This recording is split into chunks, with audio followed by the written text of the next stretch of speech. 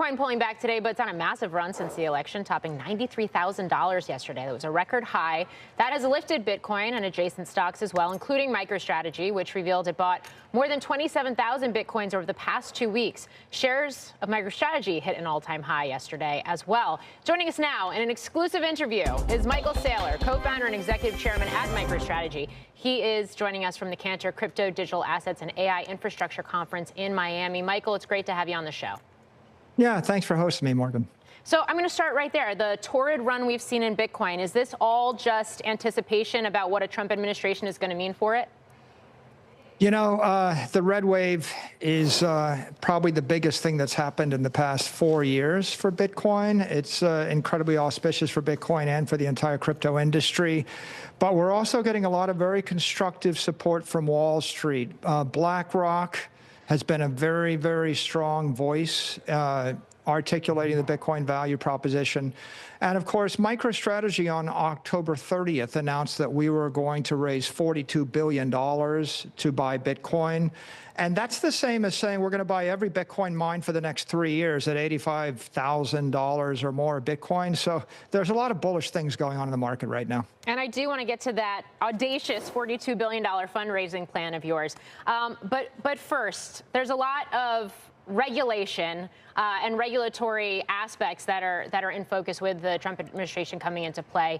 SEC chairman, for example, a lot of expectations that Gary Gensler is going to step aside. And I realize Bitcoin itself is governed as a commodity, unlike other cryptocurrencies. But when you're talking about the ETFs and when you're talking about the cryptocurrency exchanges and when you're talking about companies like yours, MicroStrategy, which is publicly traded, it is SEC. So how important is that appointment going to be? And who would you like to see at the helm? Well, I think whoever chairs the SEC has probably the most pivotal role in the entire digital assets industry. I think this is incredibly bullish for digital assets. It's very good for the crypto industry. We're going to see a lot more pro-Bitcoin policies. We're going to see a digital assets framework. We're going to see an end to the war on crypto. We're going to see a lot of pro-business policies.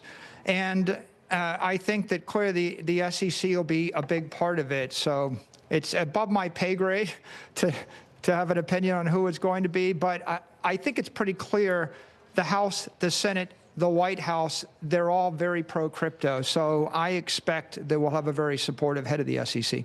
Michael, well, as well as you've done buying Bitcoin, I'm not sure anything is really above your pay grade at this point, which leads you to the question, what do you think is the biggest threat to Bitcoin's price staying above 60K? What potentially causes another dive below 30K?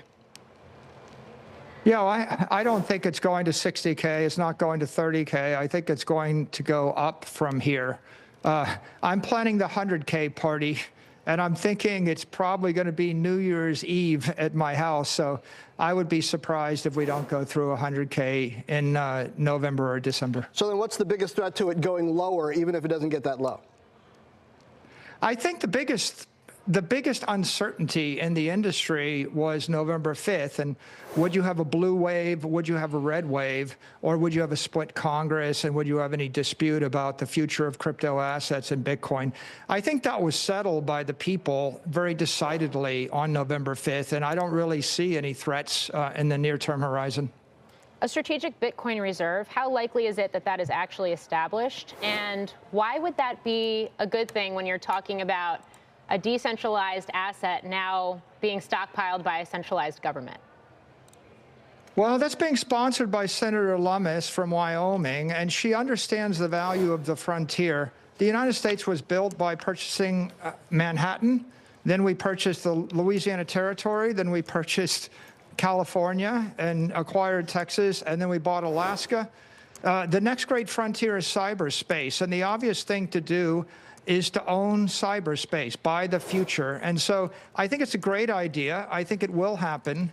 And I think it's important to the United States because it cements the United States' control over the future world reserve capital network. Senator Lummis's bill will offset $16 trillion of our debt, according to my models right now. So I think it's economically wise, it's technically wise. And again, Bitcoin is manifest destiny for the United States. So with your most recent acquisition of 27 1,200 Bitcoins. It looks like you now, based on my calculations, own about 1% of the Bitcoin supply. You just talked about this $42 billion fundraising plan. This would be a record-breaking plan. Half of it in at-the-market equity offerings and half of it in new debt securities. How will you carry this out, and why is now the time to go to market with something like this? Well, all of our investors tell me they want me to buy more Bitcoin. They want me to raise capital to buy Bitcoin. And their number one concern was, are you going to stop issuing equity to buy Bitcoin? And so we were actually addressing their concerns. We did raise $2 billion to buy 27,000 Bitcoin just in the first 10 days of November.